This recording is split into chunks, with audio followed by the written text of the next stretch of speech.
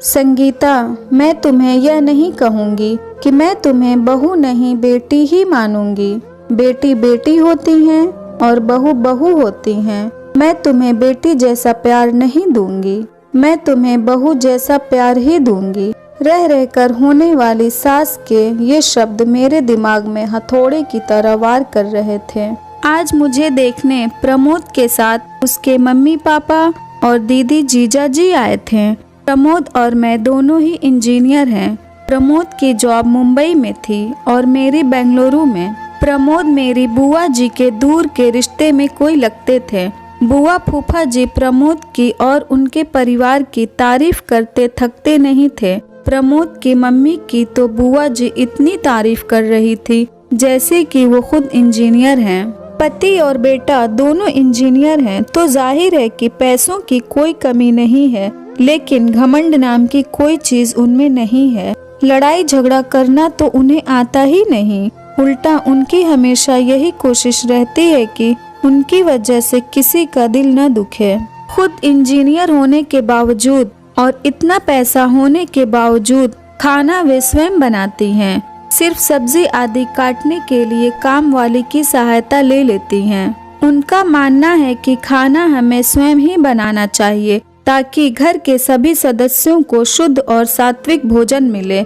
इतनी तारीफ सुनकर मुझे मन ही मन लग रहा था कि यदि यह संबंध हो जाता है तो मैं अपने आप को बहुत खुशनसीब समझूंगी, क्योंकि कहा जाता है ना, पति पत्नी के गुण नहीं मिले तो चलता है, लेकिन सास बहू के गुण मिलना चाहिए, तभी वैवाहिक जीवन सुखी रहता है। यही सोचकर मैं मन ही मन खुश हो रही थी कि मुझे बहुत अच्छी सास मिलने वाली हैं। लेकिन आज जब उन्होंने बहू जैसा प्यार देने की बात कही तो वो बात किसी के भी समझ में नहीं आ रही थी। आज तक सभी ने यही सुना था कि हर सास ऐसा ही कहती है, तुम मेरी बहू नहीं बेटी हो, मैं तुम्हें बेटी जैसा ही प्यार दूंगी। लेकिन यहाँ तो उल्टा ही हो रहा है। बहू जैसा प्यार, घर में सभी को आशंका हो रही थी कि कहीं वे शादी के बाद फिल्मों वाली ललिता पवार टाइप की सास न बन जाएं। यदि ऐसा हुआ तो मेरा क्या होगा। लेकिन सिर्फ इस एक बात को नजरअंदाज किया जाए तो बाकी सभी बातें अच्छी होने से घर के सभी सदस्यों को लग रहा था कि ये रिश्ता हो जाना चाहिए और आखिरकार शादी हो गई। मेरी शादी तो हो गई, लेकिन दिमाग में हर वक्त मम्मी जी के शब्द तुम्हें बहू जैसा प्यार दूंगी गूंजते रहते थे। इसलिए मैं मन ही मन डरी हुई थी।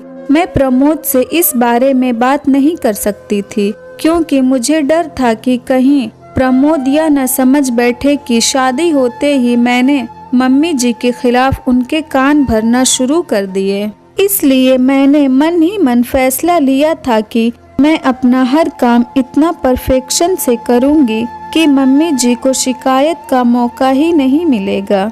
जब शिकायत का मौका ही नहीं मिलेगा तो वे ललिता पवार नहीं बन पाएंगी। इस बात का मेरे ऊपर इतना असर हुआ कि मैं हर वक्त डरी डरी सी रहने लगी। प्रमोद ने भी 2-3 दिन बाद प्रेम से पूछा, क्या बात है, तुम खुश नहीं दिखती, तुम्हें किसी ने कुछ बोला क्या?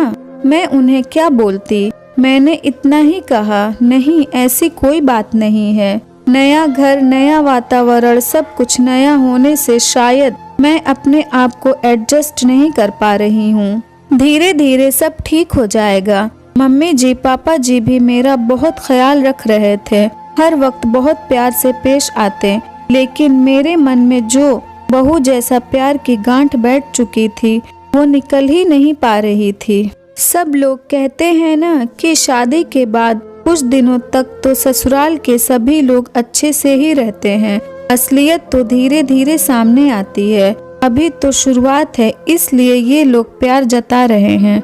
धीरे धीरे मेरा मन इन्हीं सब आशंकाओं से ग्रस्त रहने लगा।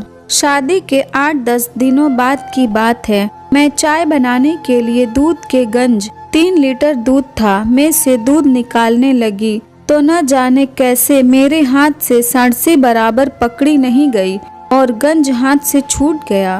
पूरा की पूरा गरम गरम दूध नीचे गिर गया। मैं इतनी ज्यादा डर गई कि पूछो मत। वहाँ तो मैं सोच रही थी कि मैं हर काम पूरी परफेक्शन से करूँगी, और कहाँ ये दूध। उसमें भी खास बात यह थी कि दूध वाला दिन में सिर्फ एक बार सुबह ही दूध लाता था।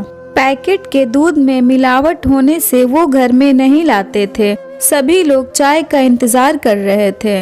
गंज गिरने की आवाज सुनकर मम्मी जी ने बाहर से ही आवाज लगाई, संगीता क्या हुआ? मैं तो इतनी ज्यादा डर गई थी कि मेरे मुंह से आवाज ही नहीं निकली। तब मम्मी जी खुद किचन में आई। मम्मी जी को सामने देखकर मैं डर के मारे कांपने लगी। मुझे लगा कि अब वे जरूर ललिता पंवार बन जाएंगी, क्योंकि अब कल सुबह तक किसी को भी चाय नसीब नहीं होने वाली और सभी को चाय पीने की आदत है। मम्मी जी ने गिरे हुए दूध की तरफ और मेरे तरफ देखा और मैं बम फटने का इंतजार करने लगी। बस अब फटा बम, अब फटा। लेकिन ये क्या, बम तो फुसका निकला। मम्मी जी मेरे पास आईं और बोले, कोई बात नहीं है संगीता, तुम इतनी डर क्यों रही हो? तुमने कोई जानबूझकर थोड़े ही गिराया है दूध, हो जाता है कभी कभी, कोई बात नहीं, तुम रिलैक्स हो जाओ। लेकिन मम्मी जी अब चाय कौन से दूध से बनेगी? दूध वाला तो कल आएगा। मैं अभी पैकेट का दूध मंगवा लेती हूँ। लेकिन आप ही ने कहा था कि अपने यहाँ पैकेट का दूध नहीं लाते। लाते तो नहीं है, लेकिन सभी को चाय का एक तरह का नशा हो गया है, तो चाय के बिना तो नहीं रहेंगे। इसलिए इमरजेंसी में एक आध बार चलता है पैकेट का दूध। हम लोग ऑफिस में चाय पीते हैं ना, वहाँ कौन से दूध का उपयोग किया गया है हमें क्या पता चलता है। ऑफिस में हमारी मजबूरी है, लेकिन घर में जहाँ तक संभव हो शरीर के दृष्टिकोण से जो अच्छा रहता है वो करना चाहिए। इसलिए हम पैकेट का दूध नहीं लेते। लेकिन एक आध बार में कुछ नहीं होता, रोज रोज थोड़े ही दूध गिर जाएगा। अब तुम रिलैक्स हो जाओ। मैंने मन में सोचा, मैं फिजूल ही डर रही थी। मम्मी जी तो कितनी अच्छी हैं। लेकिन दूसरे ही पल सहेली की बात याद आ गई कि ये सब चोचले शादी के शुरुआत में ही होते हैं, आगे आगे देखना होता है क्या। यह बात याद आते ही फिर से मन में वही डर समा गया।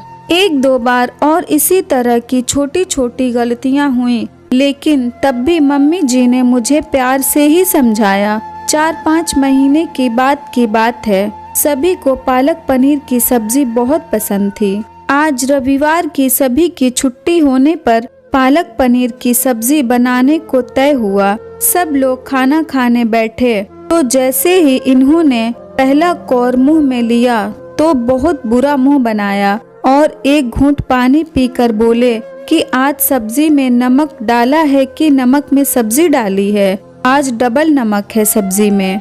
हे भगवान, अब जरूर मम्मी जी अपना बहू वाला प्यार दिखाएंगी। कहेंगी कि तेरी मम्मी ने यही सिखाया क्या? पढ़ लिख कर नौकरी कर रही है, इसका ये मतलब नहीं कि तुम्हें सब्जी बनाना भी नहीं आना चाहिए। तुम्हारी माँ ने तो कहा था कि मेरी बेटी को सब आता है, फिर ये क्या है? मैं ये सब सोच रही थी कि इतने में मम्मी जी ने मुझे जोर से झंझोड़ा। संगीता, संगीता, क्या हुआ? तुम कांप क्यों रही हो? रो क्यों रही हो? कुछ नहीं, वो सब्जी। मम्मी जी सॉरी, ना मालूम आज कैसे नमक डबल हो गया। अब सब लोग खाना कैसे खाएंगे? फूल गोभी की सब्जी, दाल, चटनी और अचार है ना, खा लेंगे। तू घबरा मत, लेकिन आगे से सब्जी बनाते वक्त थोड़ा ख्याल दिया कर। दोपहर में जब मैं और मम्मी जी अकेले थे तब वो बोली, शादी हुई है तभी से मैं देख रही हूँ कि तुम फ्री नहीं लग रही हो। ऐसा लगता है कि कहीं खोई खोई सी, डरी डरी सी लगती हो। क्या बात है? यदि तुम मुझे नहीं बताओगी तो हम समस्या का निदान कैसे कर पाएंगे? यहाँ तुम्हारी मम्मी नहीं है, लेकिन मैं हूँ ना। तुम मुझसे अपने मन की हर बात कर सकती हो। उनके इतने प्रेम से बोलने पर मैं अपने आप को रोक नहीं पाई और रोने लगी। उन्होंने मुझे अपने बाहों में भर लिया और बता क्या बात है? मम्मी जी, जब आप मुझे देखने आई थी तो आपने कहा था ना कि आप मुझे बेटी जैसा नहीं बहू जैसा प्यार करेंगी। हाँ, कहा था तो।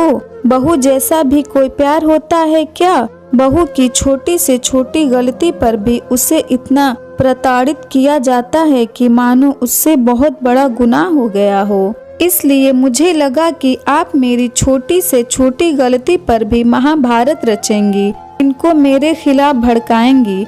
इसी सोच के चलते मैं हर वक्त डरती रहती हूँ कि मुझसे कोई गलती नहीं होनी चाहिए। मुझ पर नाराज होने का आपका कोई मौका नहीं मिलना चाहिए।